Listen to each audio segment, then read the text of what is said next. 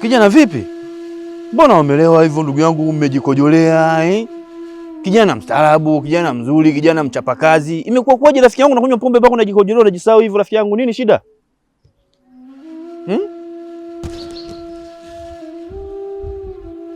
Kaka, mimi naona umelala bado huko ndotoni.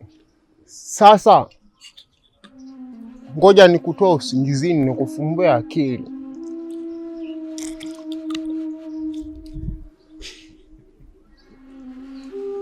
Kuna wasomi wamesoma, wana degree, wameweka vyeti ndani tu, wanasubiri ajira serikalini.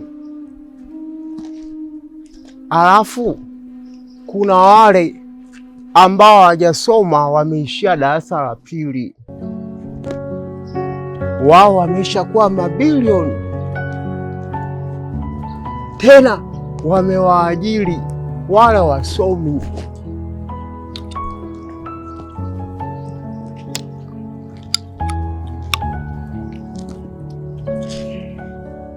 Labda nikuibie siri moja. Mimi najua umeajiriwa wewe, na aliyekuajiri namjua. A to Z, hajasoma, ameishia darasa la pili, na alianza biashara na shilingi 50,000, 10,000, 20,000, 30,000, 40,000, 50,000, lakini sasa hivi anamiliki mabilioni, kaisha kuwa tajiri. Inakuingia akilini kweli mtu ambaye hajasoma anamwajiri msomi mwenye degree kama wewe?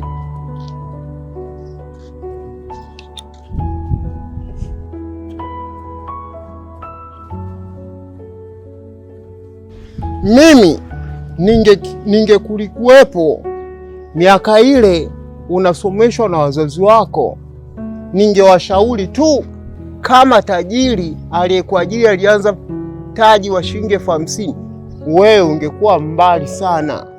Hebu ona, wazazi wako wameshatupa mamilioni, na unapotoa pesa lazima uingize pesa. Mpaka sasa pesa haijarudi, uendelea kulandalanda tu mtaani na suti zako. Sasa ndugu yangu, mimi nadhani umeshafunguka akili.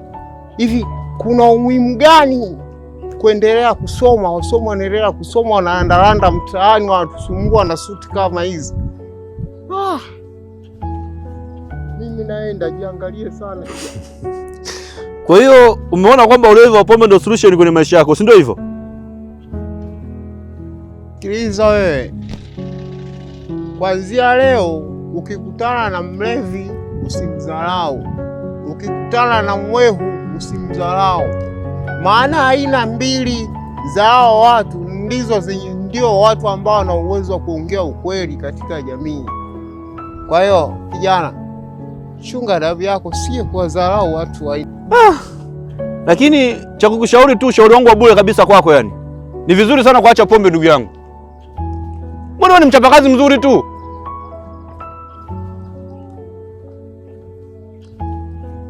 Haya bwana.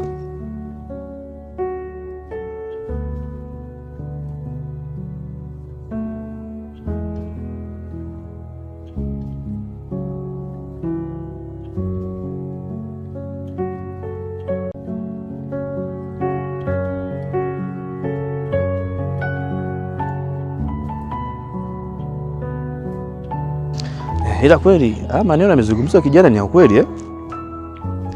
Sasa kama bosi wangu hajasoma alafu ameniajiri mimi, na mimi ni mtu mwenye elimu kubwa sana, alafu nimeajiriwa na mtu ambaye hana elimu kabisa, hivi inawezekanaje?